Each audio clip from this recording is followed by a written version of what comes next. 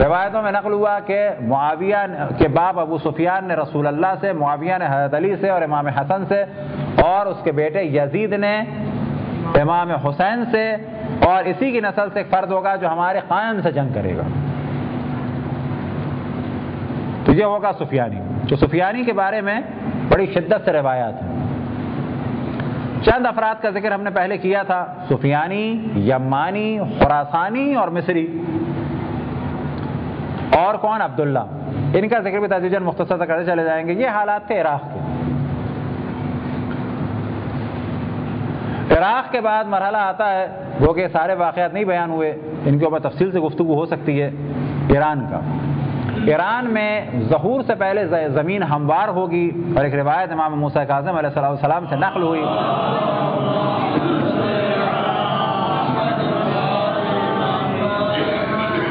کہ رجل من اہل قم سے ایک مرد مومن اٹھے گا کہ جو لوگوں کا حق کی جانب دعوت دے گا، یہ اپنے حق کے لیے جنگ کریں گے، جنگ سے دریغ نہیں کریں گے۔ اس روایت کی تطبیق جو عام طور پر کی جاتی ہے، اور بہت ہی قوی احتمال ہے کہ کی جا سکے، ایک ایسی ذات پر، ایک ایسی ہستی پر کہ جو ہمارے دور کی ہے، اور ہم سب کو فخر کرنا چاہیے کہ ہم اس کے دور میں پیدا ہوئے۔ وہ ذات مقدس ہے، کس کی؟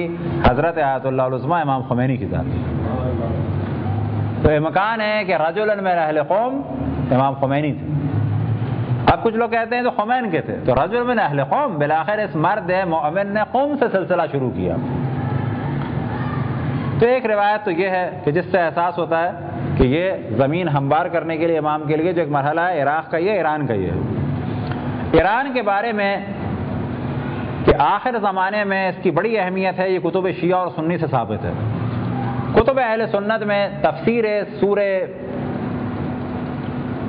سورہ محمد کے آخر میں وَإِن تَتَوَلَّوْا يَسْتَبْدِلْ قَوْمًا غَيْرَكُمْ ثُمَّ لَا يَكُونُوا أَمْثَالَكُمْ کے ضمن میں جو تفسیر ہے کہ اگر تم لوگ پیٹ موڑو گے تو اللہ ایک دوسری قوم کو لائے گا، تم جیسی نہیں ہوگی۔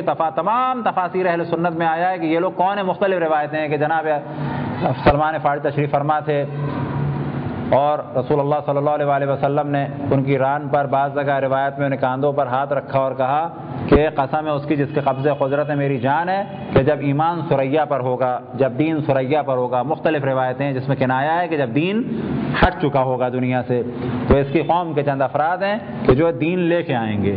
تو لہذا امام خمینی رضوان اللہ تعالی علیہ نے جو کام انجام دیا، دین کو بڑی شدت سے دنیا میں دوبارہ آباد کیا۔ آج جہاں بھی دنیا میں دین کی بات ہے، جہاں بھی دنیا میں مسجدیں بھری ہوئی ہیں، چاہے سنیوں میں چاہے شیعوں میں، بالآخر اس میں جو ایک پہلا مرحلہ ہے وہ امام خمینی کا ہے۔ ان کا انقلاب سبب بنا، ان کا کام سبب بنا کہ جو انہوں نے قم کی ایک مسجد سلماسی سے کام شروع کیا۔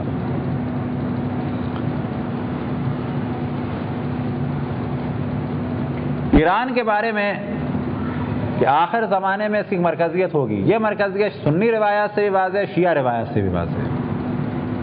یہ مرکزیت بہت واضح مرکزیت ہے، اور یہ مرکزیت تدریجاً حاصل ہو چکی ہے۔ لیکن اس تمام مرکزیت کے باوجود جو امام کا مرکز ہوگا وہ ہوگا عراق۔ بس عراق کے لیے بھی راہیں ہموار ہونی ہیں، لیکن جب امام کا ظہور ہوگا اس بعد اسی عراق میں سفیانی کا فتنہ ہوگا تھوڑے دن کے لیے۔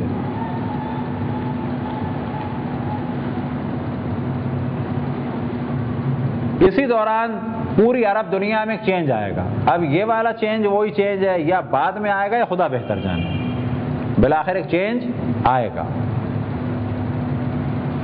اب وہ چینج آ رہا ہے۔ عراق میں جو ایک سب سے اہم کام انجام دیا صدام کے جانے کے بعد انجام دیا آغا سیستانی نے، وہ یہ کہ وہاں پہ ڈیموکریسی کو مضبوط کیا۔ وجہ کیا تھی کہ امریکہ نے دو چیزوں کی کیلکولیشن کی تھی کہ یا آغا سیستانی اور مراجع ہماری حمایت کریں گے یا مخالفت کریں گے۔ حمایت کریں گے تو صحیح ہے، مخالفت کریں گے اور دوبارہ کے صدامی کو لے آئیں گے۔ آغا سیستانی سے فتویٰ کیا گیا کیا ان متحدہ افواج کی مدد کرنے کے بارے میں آپ کیا فرماتے ہیں؟ تو آپ نے فرمایا گناہان کبیرہ میں سے ایک بدترین گناہ ہے۔ واضح کہا، اور خدا ان کے شر سے ہماری ارض مقدس کو، اس اسلامی مرکز کو محفوظ رکھے اور ان کے شر سے خالی کرے، یہ انہوں نے بالکل واضح فتویٰ دیا۔ دوسری جانب یہ بھی نہیں کہا کہ ان سے جنگ کریں، بلکہ بہت ہی ذہانت کے ساتھ وہ کام کیا کہ جب یہ لوگ پاور میں آ گئے اور صدامی فتنہ ٹل گیا تو بہت آرام سے آپ، کیونکہ آپ کی آغا سستانی کی سب سے اہم کوالٹی ہے کہ جو وہ کرنے والے ہوتے ہیں انہیں قریبی آدمی کو بھی نہیں پتا ہوتا، اور جو کچھ وہ کرنے والے ہوتے ہیں اس کا کیلکولیشن عام طور پہ لوگ نہیں کر پاتے۔ بیان وہ نہیں دیتے، انٹرویو وہ بالکل نہیں دیتے، ملاقات وہ نہیں کرتے یورپ امریکہ والوں سے، کیوں کہ ان کی بات کی تحریف نہ کی جائے، اور یہ ان کی ذہانت تھی، کیونکہ اگر ایک بھی امریکن سے ملاقات کر لیتے تو بدنامی کے ایک پہاڑ بن جاتے۔ جو بیان دیتے ہیں وہ تاریخ لکھا ہوا ہوتا ہے، جو بیان ہوتا ہے یا ان کے دفتر کا ہوتا ہے، اور اگر بہت اہم ہوتا ہے تو خود ان کی اپنی مہر کا ہوتا ہے، اور وہ تمام عراق والے جانتے ہیں کب ان کا بیان دفتر سے آیا، کب ان کا بیان خود ان کی اپنی مہر کے ساتھ آیا۔ لہذا جب یہ مسئلہ حل ہو گیا تو اس وقت آپ نے ڈیمانڈ کی، کیا ڈیمانڈ کی؟ کہ جمہوریت۔ جیسے یہ مسئلہ ہوا الیکشن، جیسے یہ مسئلہ ہوا تو واشنگٹن پوسٹ اور مختلف اخباروں میں، ٹائمز وغیرہ میں موضوع آیا کہ آغا سستانی کے دفتر سے باقاعدہ سوالات ہوئے، کیا آپ اسلامی حکومت چاہتے ہیں؟ کہیں سے سوالات ہوئے، کیا آپ ایران جیسی حکومت چاہتے ہیں؟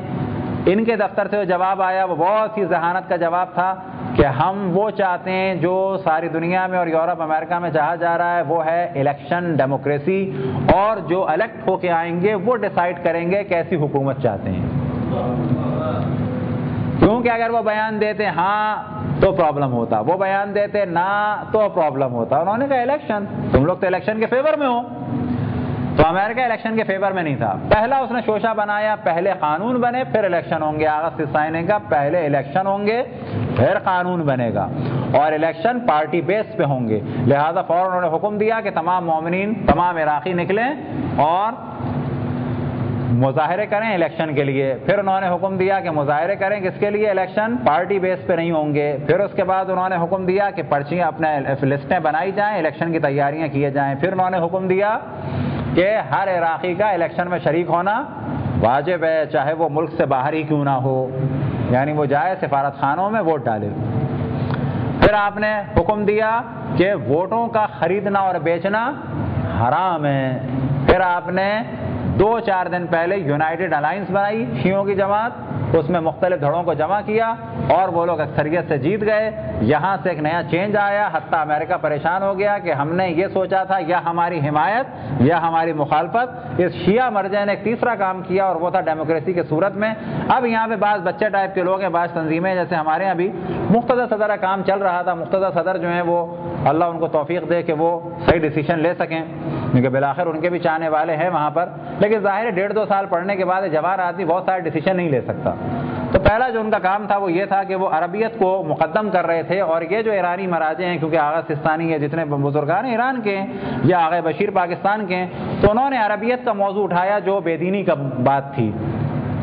عراقیت کا موضوع، عربیت کا موضوع کا تعلق شیعہ سے نہیں ہے۔ پھر اس کے بعد جنگ کا مسئلہ تھا امریکہ سے، تو آغا سستانی نے جنگ نہیں منع کی تھی، بلکہ کہا تھا کہ نجف سے باہر ہو۔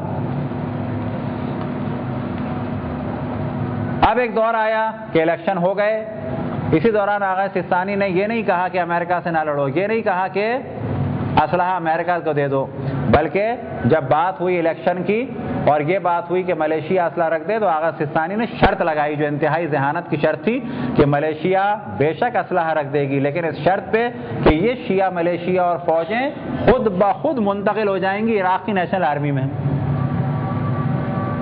اب یہ ان کی انتہائی ذہانت تھی کہ ابھی تک ملیشیائیں محتاج ہیں ادھر ادھر کی اسلحہ لینے میں، اب ان کے ہاتھ میں خود بخود عراق کی آرمی آ جائے گی۔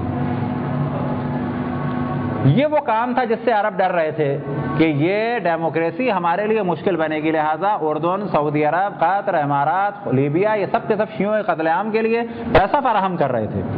وجہ کیا تھی کہ ان تمام علاقوں میں یا بادشاہت تھی، لیبیا میں ڈکٹیٹرشپ تھی، تیونس میں ڈکٹیٹرشپ تھی، الجزائر میں ڈکٹیٹرشپ تھی، مراکش میں بھی یہی ہے سلسلہ، اسی طریقے سے آپ آ جائیں کہاں پہ اپنے مصر میں۔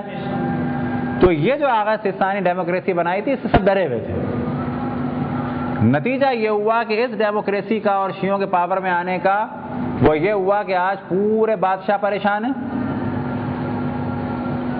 مصر میں آپ دیکھ رہے ہیں، مصر کے لیے روایتیں پچھلی دفعہ بھی بیان کی کہ مصری کا ذکر ہے کہ امام کے ظہور سے پہلے ایک مصری ظاہر ہوگا، اور یہ مصری اس کا کام کیا ہوگا؟ یہ پرچم حق ہے، یہ اہل بیت کے لیے راہ ہموار ہوگی، امام کے ظہور کے لیے راہ ہموار ہوگی۔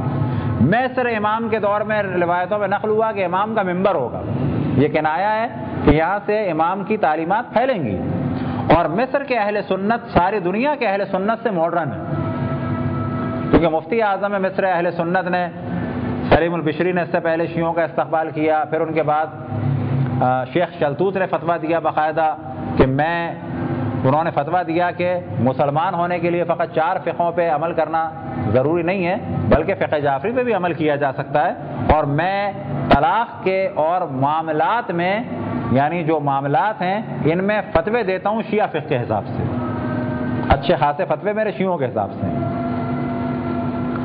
یہ نظام تھا ایک مصر کا۔ مصر میں ایک بالآخر کھلا ذہن ہے، لیکن کبھی بند ہو جاتا ہے ذہن، کبھی کھل جاتا ہے۔ پبلک میں ایک شیعت کے لیے اور اہل بیت کے لیے راہ ہموار ہے۔ اس کی 2 وجوہات ہیں کہ مصر پہلے مرکز تھا فاطمی خلفاء کا۔ فاطمی خلفاء کون ہے؟ اسماعیلی۔ یہاں پر اسماعیلیوں کی حکومت تھی، بادشاہت تھی۔ پھر وہاں پر ایک مسجد مشہور ہے راس الحسین کے نام سے، امام حسین کا خاص احترام ہے۔ ایک جگہ مشہور ہے سیدہ زینب کے نام سے کہ حضرت زینب کی قبر ہے۔ اب یہ حضرت زینب بنت علی ابن ابی طالب نہیں ہے، بلکہ یہ زینب کوئی اور علی کی دختر ہیں، یعنی ایک زینب ہیں سیدانی، ان کی قبر ہے، لیکن احترام بہت ہے مصریوں کے دل میں امام حسین کا اور جناب زینب کا، اور اہل بیت کا احترام ہے۔ ایک اہم ترین کتاب دنیا اسلام میں جناب زینب کے